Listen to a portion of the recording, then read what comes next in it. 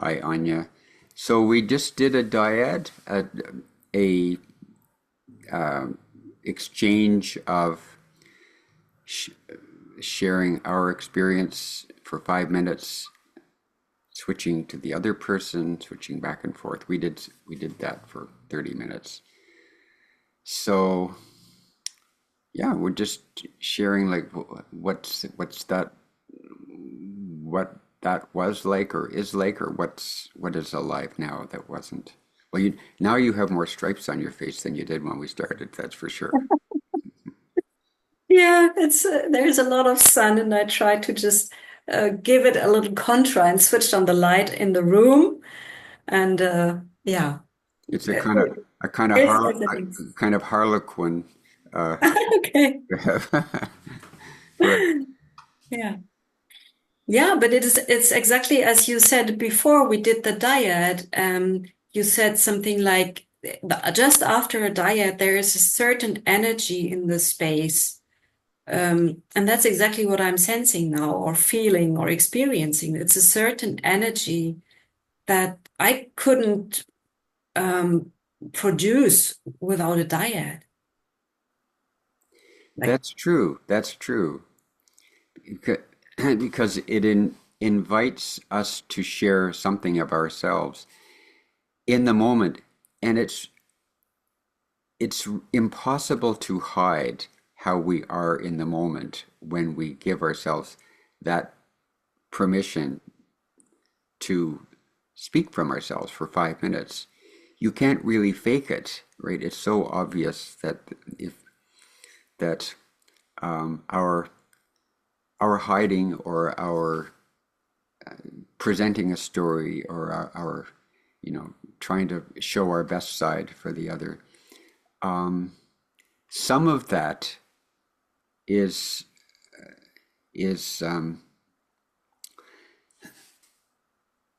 some of that normal human thing that we do in our social interaction in our cultures all the time is not there anymore, or is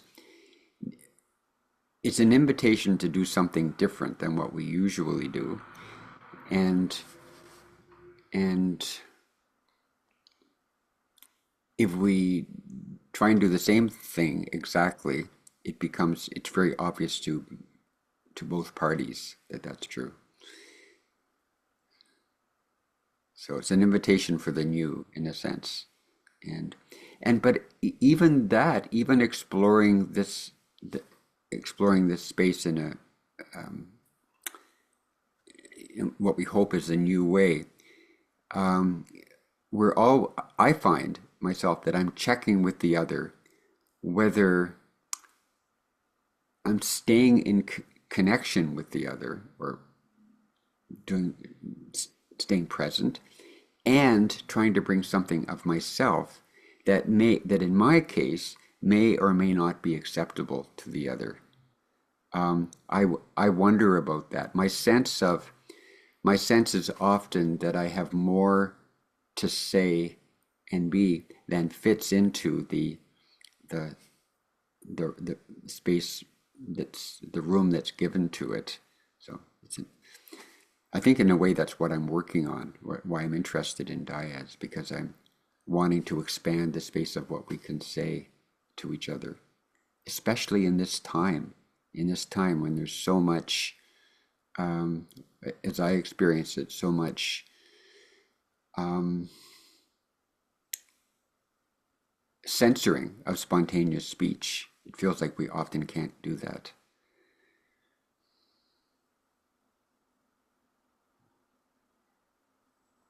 Is that, yeah. yeah, Yeah, and I notice looking back on having done diets for more than 2 years now, really on a regular, almost daily basis, I experience how I'm changing in what I want to share.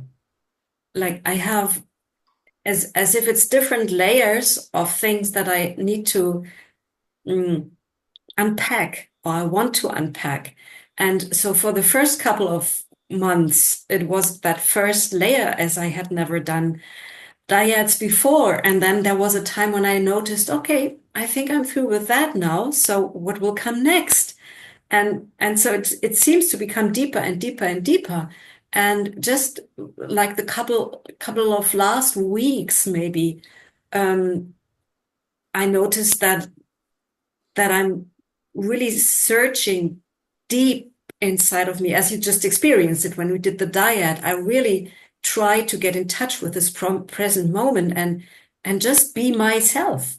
And in a way, don't care about the other, but being highly aware that I'm not alone and that I'm witnessed and that I'm listened to. But being bold enough to just dive in and just bringing the depth of my present moment experience into the light of the revealing into the presence of the other. And that has changed. So really my approach to doing diets has changed within 2 years.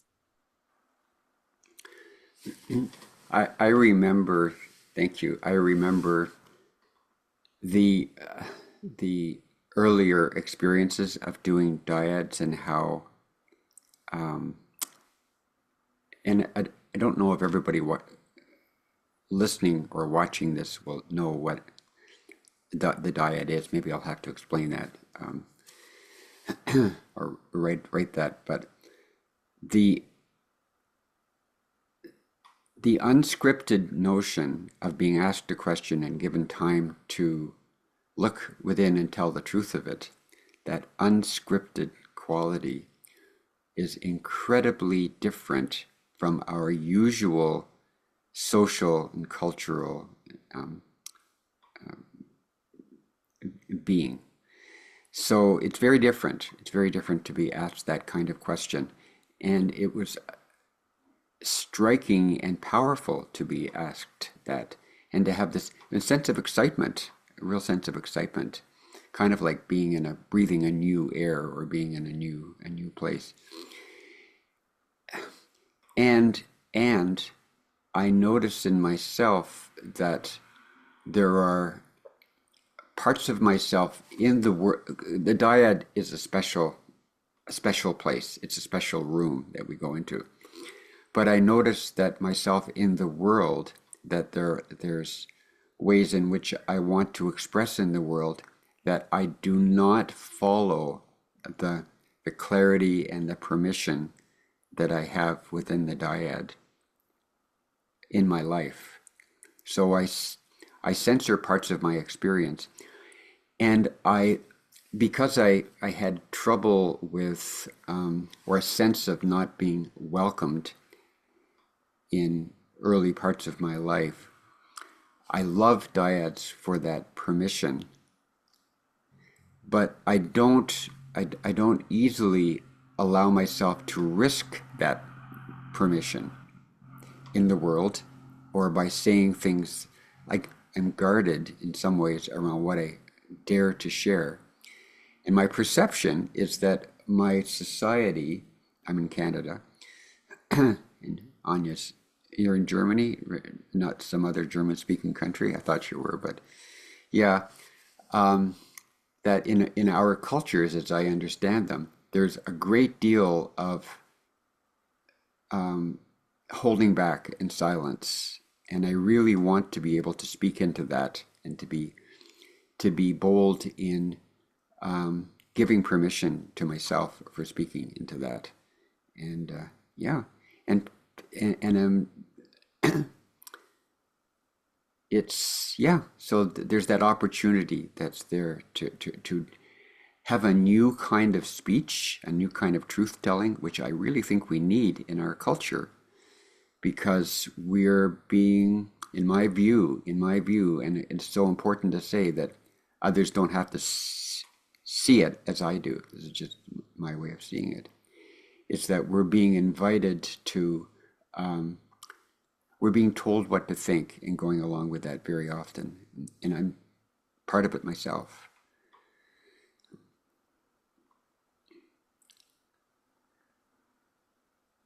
Yeah. So again, something that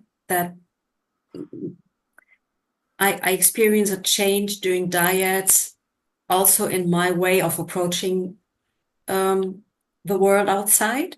I noticed that I'm much more careful in choosing who I want to spend time with, which groups I want to interfere with. So it's really my way of acting in the world is also changing. My choices are changing. My paths. I have done changes. Like I have left a place. I have left a job because doing those diets brought me into an awareness, and I noticed I don't want to live with this new awareness in those spaces I've been living in. So there was like an inner force that made me leave those places and look out for places where I feel more, not more welcome, but more where it suits more, where Mhm. there's a more resonance, Yeah, and it becomes such a strong need and an urge. And like I want to spend time with people who are right in this energy. And it's nothing against the others, nothing. It's just searching for the space which I like. If you buy clothes, you buy clothes that suit you and that fit you. You wouldn't buy clothes that don't, yeah. And you're allowed to do the same with the people that surround you. And it's a little harder because you don't find them everywhere, but it's possible. I was thinking of yes, thank you, Anya. I was thinking of the word resonance too, because that was around before you said it. But it's a matter of resonance, and that by resonating with the search for more authenticity and with being a little more real with others, and sometimes being a lot more real with others, that we start to make up a resonance that, okay, that part of us is allowed to be spoken or is allowed to be seen. And maybe that happens completely automatically. Maybe we don't have to we don't have to draw attention to it. I feel myself drawn to notice it and to speak it out loud, though, perhaps because of my personal history, my earlier history of not feeling welcome to speak freely, or not knowing that I wasn't speaking freely, and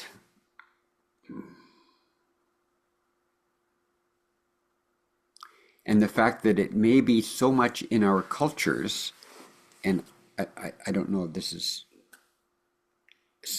is actually if this is objectively true, but in our cultures we're so used to guarding certain parts of our speech that we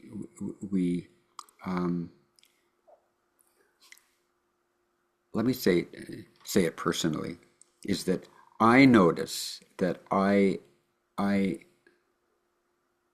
censor difficult parts of my speech in order to not risk being rejected, making people upset or angry, poking a bear and causing trouble, and and so it's so my staying connected often means me playing it safe in a way that I don't appreciate, but or I don't think is very honest.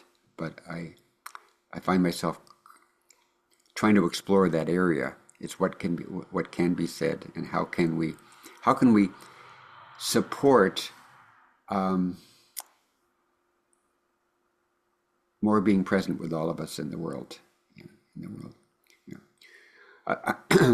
I'll say about that I live in a small town, and almost nobody in that town is, or there's a certain conversation about what's going on in the world or in politically in Canada, or what's going on with social control, things that really can't be said. And I have like just a very few people in town that I can talk about that. Like talk about that with.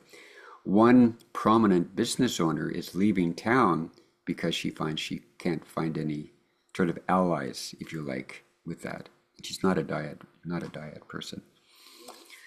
So yeah, that whole dynamic is alive. In many spiritual groups that I'm in too, I know my view is that in places I've been a trainer in or been involved with for many years, is that the spiritual aspect is emphasized in a way that I call it spiritual, but I mean a certain kind of safe spirituality is often acknowledged. I won't go into the weeds there with which groups exactly, but I notice it's a very common, um, or I have a judgment that that's a common um,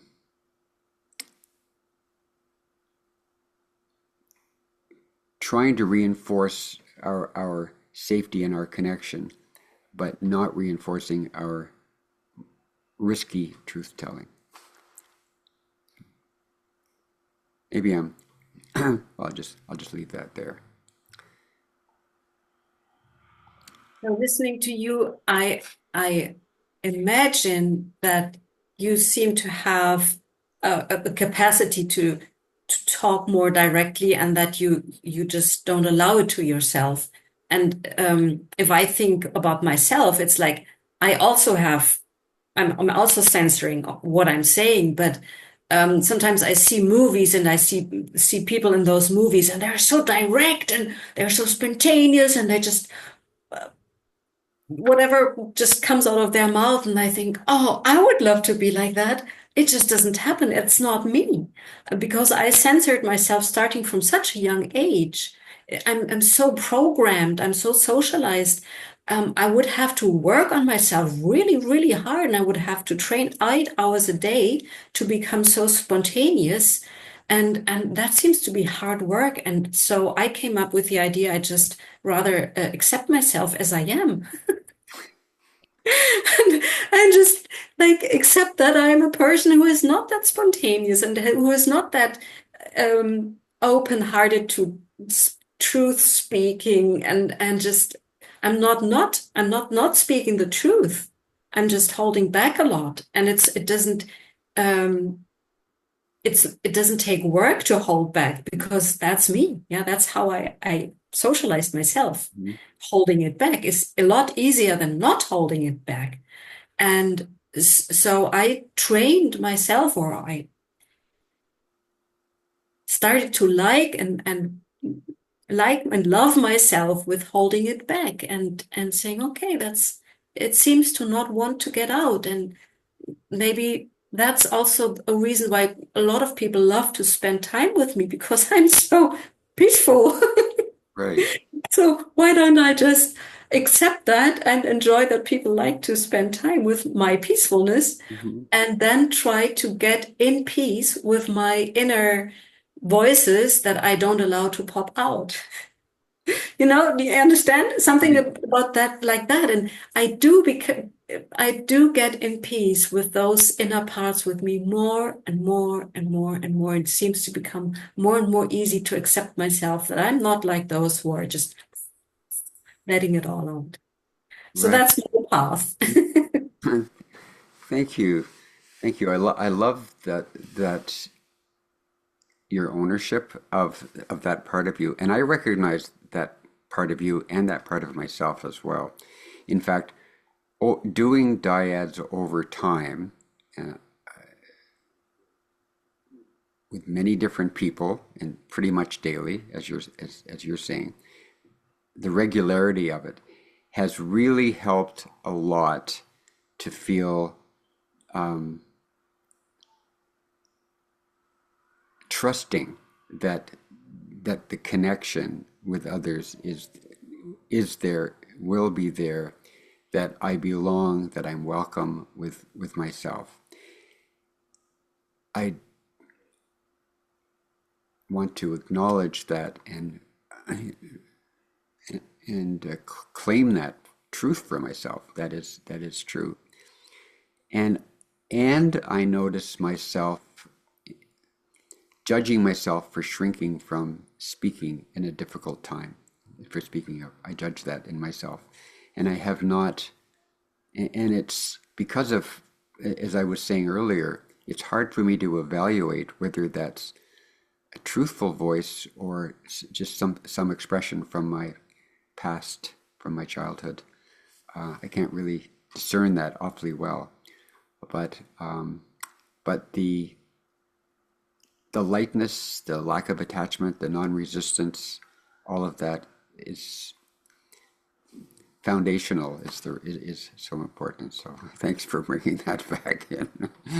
A sense of balance. Yeah, yeah, Yeah,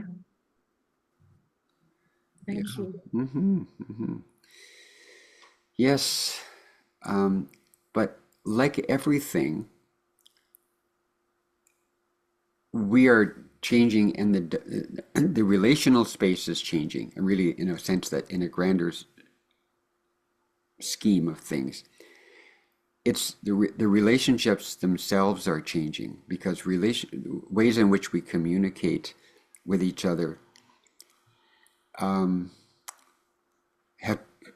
have a long history themselves. So we know how we're to talk, how to socially interact, how close we stand with each other, what we say, how all of this is kind of scripted for us, and it's all changing because we need a new way of, we're evolving into new ways of being together in our one world with many different cultures and religions and ways to be together. So we're trying to learn how can we do that. Everything that we do is helping just a little bit with that, but it's painful for us. We see the conflicts that are out there, and they're expressions of that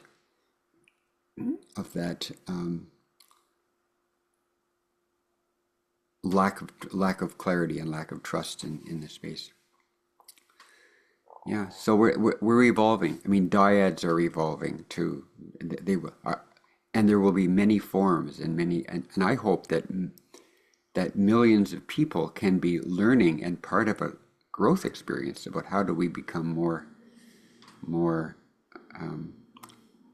recognizing of the beauty of the other, and the truth, the welcoming of the other, and the welcoming of ourselves. Like, oh, we're all in it together, all of us. Yeah. Mhm. Yeah, I noticed how I always come back to that sentence. I can only love another the way I love myself. However, I want to like another, it's the way I'm liking myself or I'm welcoming myself. So there's so many poems or song texts that say if you want to change the world, start it with yourself. And so that's what I'm always coming back to. So I have to really start with myself. And if I want to welcome myself, I have to know who I am that I'm welcoming. Yeah. So I'm diving into myself exploring, and I notice the more I'm in peace with myself, what is automatically happening without me doing anything for it is I suddenly am able to accept like a behavior of a good friend of mine, which I have never accepted before. And suddenly it's like, oh, that doesn't trigger me anymore. What happened? Well, I just took care of it inside of myself. And it's just miraculous. And I experienced that over and over Mm-hmm. and more and Yeah. more. And it's just proven to me that's the way how it works. Yeah. Nicely said. And bringing back to that resonance again, the resonance that, well, resonance is relationship, right? And we're in resonance, and we can, kind of, I guess, explore the resonance, and resonance is alive and moving. It's not a fixed thing. It is developing as it goes. It's like music. It is, it it moves in different directions. It's really funny to see your face, Anya, with all your, I don't know if you can see it, but it's kind of beautiful, The actually. sun is playing with me. It could become a new kind of fashion statement that would be possible. Everybody would want to have one on them. So, are we complete for now for this? Yes, yes, thank you so much for that exchange. Thanks so much. Thank you, Anya, for playing along with me because I needed to or wanted to just explore some of this stuff and take the risk in doing it. So, thank you. So, tell when next is next. We'll see you. Take care. Thank you. Thank you.